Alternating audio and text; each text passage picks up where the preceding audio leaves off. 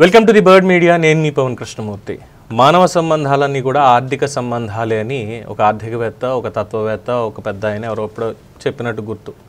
నిజమే, మానవ సంబంధాలన్నీ కూడా ఆర్థిక సంబంధాలు అనడంలో ఎంత నిజం ఉందో, మానవ సంబంధాలన్నీ ఆర్థికంగా మాత్రమే కూడి ఉన్నవి కాదు అనేది కూడా అంతే వాస్తవంగా ఉంది. అది అన్ని సందర్భాల్లో చెప్పలేను, అది ఒక్కొక్కరికి ఒక్కొక్కలాగా రెప్లికేట్ అవుతూ ఉంటుంది. సరే, ఎందుకు ఇప్పుడు చెప్పుకోవాల్సి వస్తుంది అంటే, మానవత్వపు విలువలు అనేవి మనకి నశించిపోయాయి, నిజంగానే నశించిపోయాయి. ఇటీవల సమాజంలో చూస్తున్నాం. తండ్రి ఆస్తి కోసం కుమార్తెలు కానీ కొడుకులు కానీ ఏ విధంగా చేస్తున్నారు అంటే, ఆస్తి కోసం తల్లిదండ్రులను ఏ విధంగా బిడ్డలు హింసల పాలు చేస్తున్నారు అనేది మనం చూస్తూనే ఉన్నాం. ఎస్, ఆస్తుల కోసమే.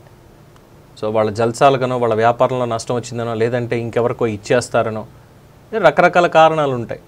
మొన్న మధ్య చూసాం కదా, ఒక సీనియర్ చాలా పెద్ద ఇండస్ట్రియలిస్ట్ని మనవడు కత్తితో 24 సార్లు పొడిచి చంపాడో, గంతో కాల్చాడు, మొత్తానికి అయింది.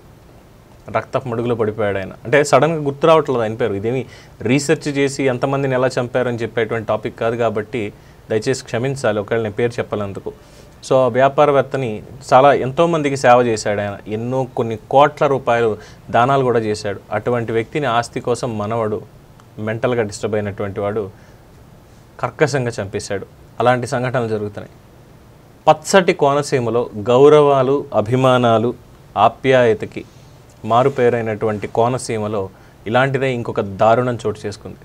అంటే నిన్న ఒకళ్ళని కలవడానికి వెళ్ళినప్పుడు మామూలుగా మాట్లాడుతూ చెప్పాను, ఎక్కడ మీ నేటివ్ ఎక్కడ అంటే, మాది గోదావరి అండి, గోదావరి జిల్లా నుంచి వచ్చిన వాడిని అని చెప్తే, మీ గోదావరి వాళ్ళు మామూలు వాళ్ళు కాదండి, మాటలతోటే ముందు మాయ చేసేస్తారు, మీకు కావాల్సిన పని మాటలతోటే సాధించేసుకుంటారు, ఆ గౌరవం పద్ధతి చెప్పేది ఇదంతా ఉంటుంది అని చెప్పి అంటే, ఊరుకోండి సార్, అందరు మాటలతోటే కాలం గడిపేయండి, మాట ఉంటేనే మంచితనం ఉంటుంది, ఆ మాటల్లోనే తెలుస్తుందని మామూలుగా మాట్లాడడం.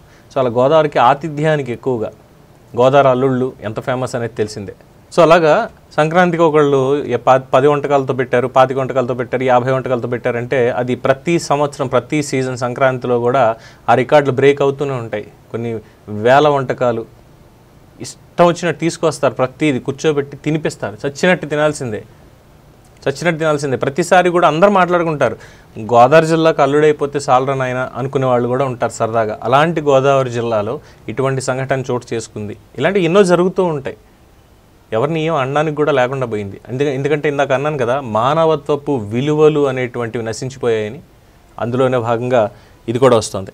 డాక్టర్ బిఆర్ అంబేద్కర్ కోనసీమ జిల్లా అమలాపురం నియోజకవర్గ పరిధిలోని సాకూరు గ్రామానికి చెందిన హర్షవర్ధన్, 24 సంవత్సరాల వయసు, డిప్లొమా చదివి ఖాళీగా ఉంటున్నాడు. జల్సాలకి అలవాటు పడడంతో పాటుగా రాజకీయ పార్టీ కార్యక్రమాలు, అంటే ఇక్కడ పార్టీ చెప్తే మళ్ళీ నేనేదో వాళ్ళకి వ్యతిరేకంగా మాట్లాడుతున్నాను అనుకుంటారు, అలా మాత్రం దయచేసి అనుకోకండి. అతను ఏ పార్టీలో ఉన్నప్పటికీ కూడా ఒకవేళ ఇలాగే జల్సాలకి వాటికి అలవాటు పడితే ఇలాంటి పని చేస్తాడని తప్పితే నేను ఇక్కడ ఒక పార్టీ కంటగట్టడంలో ఎటువంటి ఉద్దేశం లేదు. సో దీంట్లో వైసీపీ పార్టీ కార్యక్రమాలకి సైతం డబ్బు ఖర్చు చేసి అప్పుల పాలయ్యాడు. దీని గురించి చెప్పుకోవచ్చు, తర్వాత మాట్లాడుకుందాం.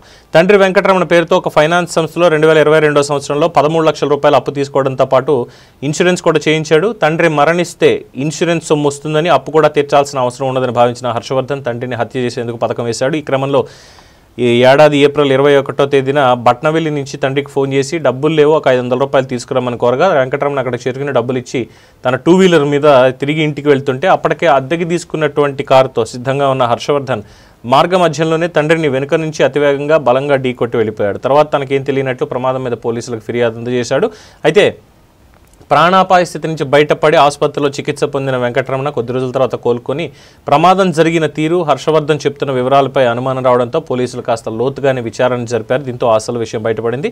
నిందితుడు స్థానిక వీఆర్ఓ వద్ద లొంగిపోయాడు. హర్షవర్ధన్ మీద పోలీసులు హత్యాయత్నం కేసు నమోదు చేసి వాహనాన్ని స్వాధీనం చేసుకున్నారు. అయితే తండ్రి హృదయం చూడండి, ఇక్కడ డబ్బుల కోసం ఎంత పని చేశాడు ఏంటి అంటే, ఇలా కూడా ఉంటారు. కుమారుడు జైలుకి వెళ్తే తట్టుకోలేను నేను, కేసు మాత్రం దయచేసి పెట్టద్దు, నేనే మొత్తం అంతా నేను చూసుకుంటాను అని చెప్పి ఆ తండ్రి అడగడం. ఇక్కడ జల్సాలకు అలవాటు పడ్డాడు, పార్టీ కార్యక్రమాలకి ఖర్చు పెట్టాడు. మీరు ఎవరు పార్టీ కార్యక్రమాలకు మీరు ఖర్చు పెట్టి, అంటే నేను యూత్ని అంటున్నానండి, ప్రతి పార్టీ యూత్ని కూడా అంటున్నా, మీరు ఎవరు అసలు? మీరు సంపాదిస్తే కష్టపడి సంపాదించి దాంట్లో ఇంట్లో ఇవ్వాల్సింది మీరు ఇంట్లో ఇచ్చి తర్వాత పార్టీ కార్యక్రమాలకో లేదంటే సినిమా హీరోల ఫంక్షన్లకో లేదంటే ఇంకో దానికో చావండాలి. మీరు బ్యానర్లు కట్టకపోతే ఆ సినిమా హీరోకి ఏం ఆగిపోదు. మీరు బ్యానర్లు కట్టకపోతే ఆ రాజకీయ నాయకుడికి ఏమీ తగ్గిపోదు. నిలువెత్తు బ్యానర్లు మీ పేరు మీద అక్కడ ఉండాలి, ఏదో చూపించుకోవాలి. ఇంట్లో వాళ్ళకి ఏం చూపిస్తారు? ఇన్ఫ్యాక్ట్ కొన్ని విషయాల్లో ఇది నాకు కూడా వర్తిస్తుందండి. నేను ఎవరికి నీతులు చెప్పట్లేదు ఈ విషయంలో. కొన్ని విషయాల్లో నాకు కూడా వర్తిస్తుంది.